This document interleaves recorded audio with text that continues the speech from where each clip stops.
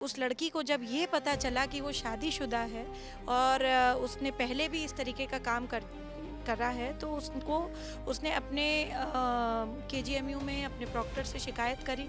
जब वहाँ भी उसको जो है दबाया गया और किसी तरह से उसको कंप्लेन वापस लेने की प्रेशर बनाया गया, तो उसने सुसाइड अटेम्प्ट किया। उसके बाद वो महिला आयोग मेरे पास आई। आयोग में मेरे पास शिकायत आई है। दैट वेरी सेम डे हमने उस पर एफआईआर कराई मैंने।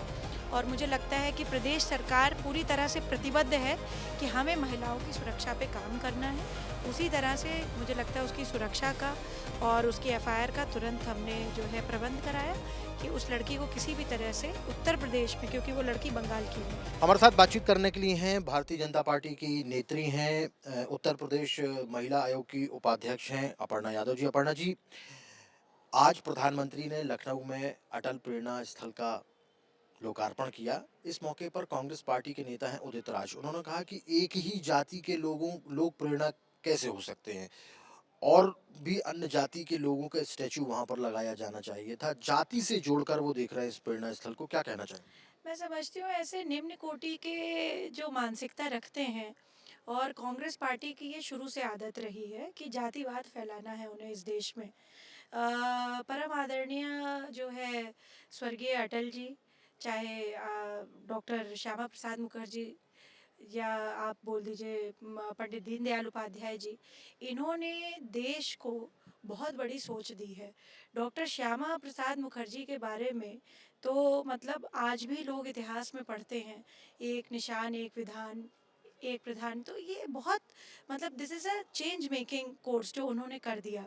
पंडित दीनदयाल जी का जो अंत्योदय का उन्होंने फिलॉसफी दी, और अटल जी के बारे में बोलने की आवश्यकता नहीं है। मुझे लगता है हर बच्चा इस देश का जो एटलीस्ट हमारी जनरेशन का है, उनको सबको ही पता होगा।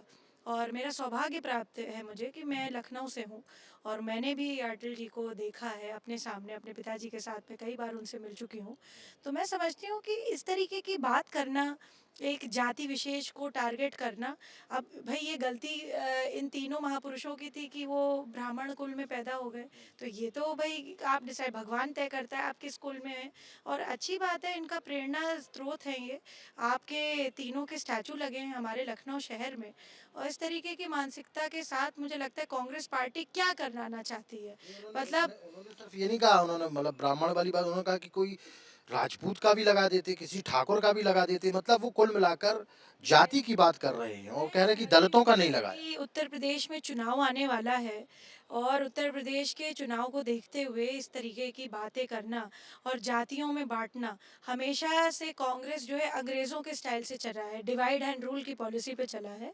जब उनको ईवीएम से थक गए वो, कि ईवीएम ने उनको धोखा दे दिया, और जो है उनके मुद्दे जब मुझे लगता है टाए टाए फिस हो गए सारे, तो मुझे लगता है अब वो इस बारे में आ गए हैं। तो खुल के चेहरा दिख रहा है कांग्रेस पार्टी का कि उनका जो है असली चरित्र क्या है।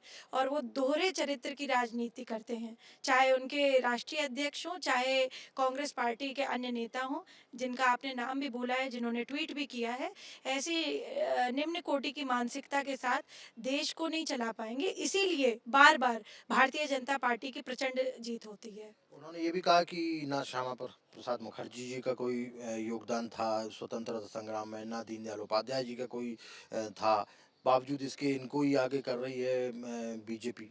मैं समझती हूँ कि इस तरीके की बात करना, आदरणीय प्रधानमंत्री जी ने कल अपने उद्बोधन में भी कहा था कि जिस प्रकार से भारतीय जनता पार्टी ने कई ऐसे लोगों को राष्ट्रीय पुरस्कारों से सम्मानित किया है जो कि उनकी पार्टी के नहीं थे।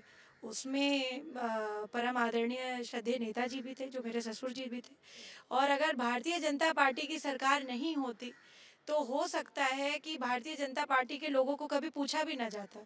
ये बात प्रमाणित करती है कांग्रेस के इस चरित्र को। और कांग्रेस अपनी बात खुद ही, उदित राज अपनी बात कह करके खुद ही परिलक्षित कर रहे हैं कि क्या उनका चरित्र है, क्या उनकी पार्टी उनको सिखाती है, किस प्रकार का संस्कार है और किस प्रकार का विचार है पार्टी का। आप महिला आयोग के उत्तर प्रदेश के उपाध्यक्ष भी हैं। केजीएमयू का एक मामला सामने निकल आया है, लव जिहाद का एक मामला सामने आया। आपने प्रेस कॉन्फ्रेंस की, आपने बोला कि इन जिहादियों को राख कर ढेर में तब्दील कर दिया जाएगा। पूरा मामला क्या था, क्या कहना चाहिए?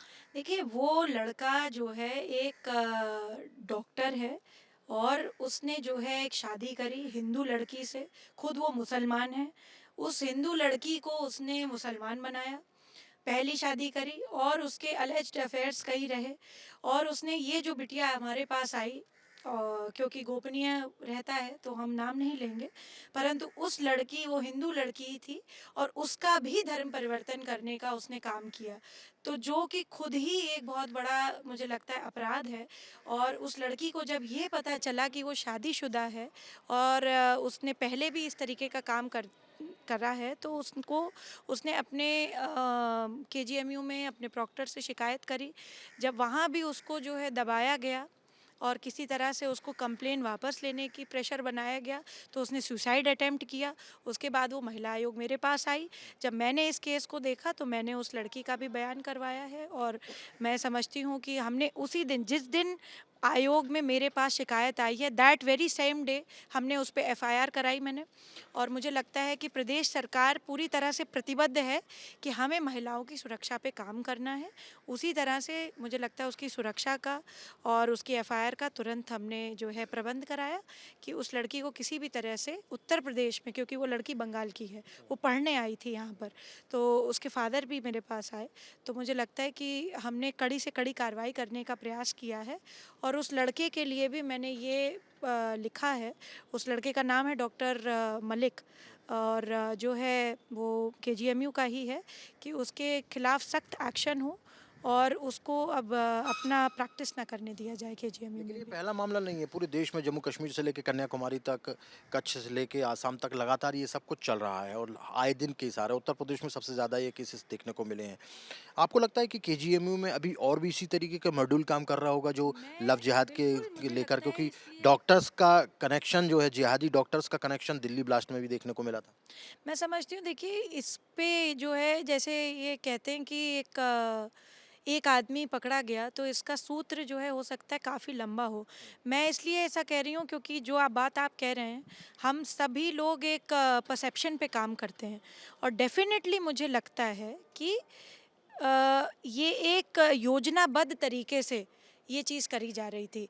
इस केस में और भी खुलासे होंगे और भी नाम सामने आएँगे और मैं पूरी दावे के साथ कह सकती हूँ, महिला आयोग, मैं और पूरी प्रदेश सरकार उस बच्ची के साथ है, उसके फादर पेरेंट्स के साथ है और हम पूरी तरह से उस बिटिया को न्याय दिला कर के रहेंगे। आपने प्रेस कॉन्फ्रेंस में सीता और द्रौपदी का भी ज़िक्र किया। देखिए, सीता का जब जो है रावण ने हरण किया था, तो उसके पूरे वंश का नाश हुआ था और द्रौपदी भी हमारे भारत देश में जब उसके वस्त्र हरण का प्रयास किया गया था, कुरुवंश समाप्त हो गया था।